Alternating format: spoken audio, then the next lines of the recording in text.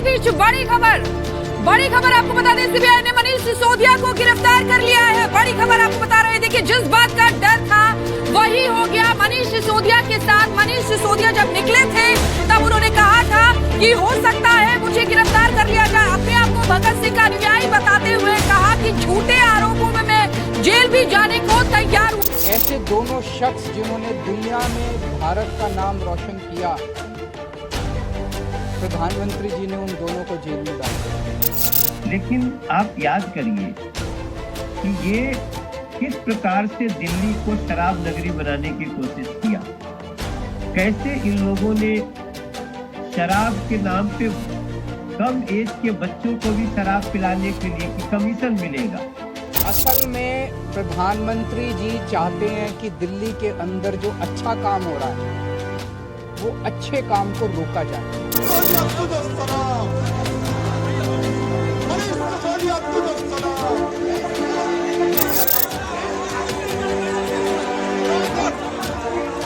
अगर मनीष सिसोदिया जी ने एजुकेशन में अच्छा काम नहीं किया होता तो क्या मोदी जी मनीष सिसोदिया को गिरफ्तार करते?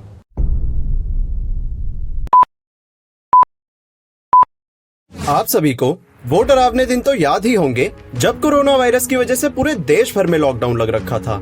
लोगों के पास कोई रोजगार नहीं था। हजारों मजदूर शहरों को छोड़कर गांव की तरफ पलायन कर रहे थे और लोगों के पास 2 वक्त की रोटी खाने तक के पैसे नहीं थे। अब उन दिनों को अगर मेरी तरह आप सब भी सोचते होंगे तो आपका दिल भी डर से कांप उठता होगा, क्यों, है ना? लेकिन आपको एक चीज को और याद करने की जरूरत है कि जब पूरे देश में बहुत बुरा समय चल रहा था, सारी दुकानें बंद थी, सारा कारोबार ठप था और देश में हाहाकार मचा हुआ था, तब दिल्ली सरकार की तरफ से एक बड़ा ही शॉकिंग डिसीजन लिया गया था कि पूरे दिल्ली रीजन के अंदर जितने भी शराब के ठेके हैं उन सबको खोला जाएगा और साथ ही लोगों के घर पर भी शराब की डिलीवरी करी जाएगी। इस डिसीजन के बाद लॉकडाउन होने के बावजूद शराब के ठेकों पर लंबी लंबी कतारें लगनी शुरू हो गई, लोगों की भीड़ जमा होनी शुरू हो गई और साथ ही सिचुएशन आउट ऑफ कंट्रोल होने के बाद पूरे लॉकडाउन की धज्जियां उड़ गई। और इस डिसीजन को दिल्ली के सीएम अरविंद केजरीवाल और डेप्यूटी सीएम मनीष सिसोदिया जी ने यह बोलकर लिया था कि इससे दिल्ली की इकोनॉमी को मजबूती मिलेगी। अब इस डिसीजन से दिल्ली की इकोनॉमी को मजबूती मिली या नेताओं की जेबों को, ये आप लोग भी अच्छी तरह से जानते हैं। अगर हम कुछ और समय पहले की बात करें तो 2020 में ही दिल्ली सरकार के deputy CM mister Manish Sisodia के द्वारा एक और पॉलिसी को इंट्रोड्यूस करा गया था जिसे उन्होंने नाम दिया था दिल्ली लिकर पॉलिसी का। इस पॉलिसी के अंतर्गत ये कहा गया था कि पूरी दिल्ली को 32 जोन्स में बांटा जाएगा और हर एक जोन के अंदर 27 शराब के ठेके होंगे। साथ ही अब पूरे दिल्ली के अंदर गवर्नमेंट की कोई भी लिकर शॉप नहीं होगी, बल्कि अब पूरी दिल्ली में सारे शराब के ठेकों का लाइसेंस सिर्फ प्राइवेट बिजनेसमैन को दिया जाएगा। साथ ही इसके बाद बहुत से रूल्स एंड रेगुलेशंस के अंदर भी चेंज किया गया, जिनमें से कुछ रूल्स एंड रेगुलेशंस को चेंज करके ये रखा गया कि अब शराब की दुकानें 3 बजे तक खुल सकेंगी और हर एक ठेके पर शराब का रेट खुद ठेके का ऑनर सेट करेगा, जिससे अगर वो चाहे तो शराब का प्राइस कम करके जितना मर्जी उतना डिस्काउंट दे सकता है और चाहे तो प्राइस बढ़ा भी सकता है। साथ ही गवर्नमेंट के द्वारा अब शराब का कोई फिक्स प्राइस नहीं रहेगा। अब ये पॉलिसी काफी शॉकिंग थी और इस पर बहुत से सवाल भी उठे, लेकिन दिल्ली सरकार ने इस डिसीजन का बेनिफिट ये बताया कि इससे कस्टमर का एक्सपीरियंस अच्छा होगा, सरकार का टैक्स रेवेन्यू बढ़ेगा और साथ ही शराब की कालाबाजारी भी खत्म होगी। और यही नहीं, इस पॉलिसी को इम्प्लीमेंट करने के बाद दिल्ली सरकार ने अपने रेवेन्यू में 27% का इंक्रीज दिखाया, जिसमें उन्होंने बताया कि उन्हें इस पॉलिसी के लागू होने के बाद से लगभग 8900 करोड़ का मुनाफा हुआ है। अब अगर बात एडवांटेज की ही चल रही है तो मेरी आप सबसे एक हम्बल रिक्वेस्ट है कि अगर आप सबको मेरा काम पसंद आता है तो प्लीज चैनल को सब्सक्राइब करें, वीडियो को लाइक और शेयर करके मुझे अपना ज्यादा से ज्यादा सपोर्ट प्रोवाइड करें, जिससे कि मैं आपके लिए ऐसे ही वीडियोस लाता रहूं। ये पॉलिसी दिल्ली में लगभग 1 साल तक तो लागू रही, लेकिन 30 जुलाई 2022 को दिल्ली के lieutenant governor mister V K Saxena ने इस पॉलिसी को बंद करने का डिसीजन लिया और साथ ही उन्होंने यह भी मांग रखी कि इस पॉलिसी को बनाने वाले ऑफिसर्स और नेताओं पर एक सीबीआई इंक्वायरी होनी चाहिए। आखिर मिस्टर वीके सक्सेना ने यह डिसीजन क्यों लिया? उन्होंने सीबीआई इंक्वायरी की मांग क्यों करी?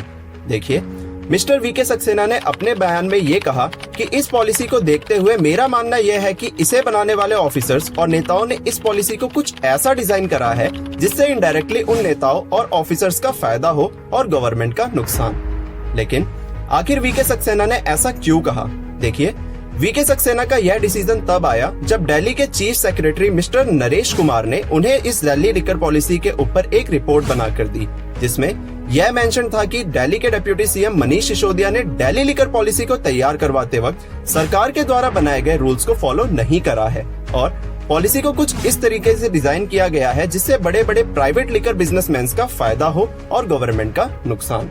मनीष सिसोदिया पर यह एलिगेशंस भी लगाए गए कि उन्होंने बहुत से बड़े व्यापारियों से बहुत हैवी घूस लेकर इस पॉलिसी को बनाया है ताकि ज्यादा से ज्यादा फायदा उन बिजनेसमैन का हो और उस फायदे का हिस्सा आम आदमी पार्टी के नेताओं को भी मिले।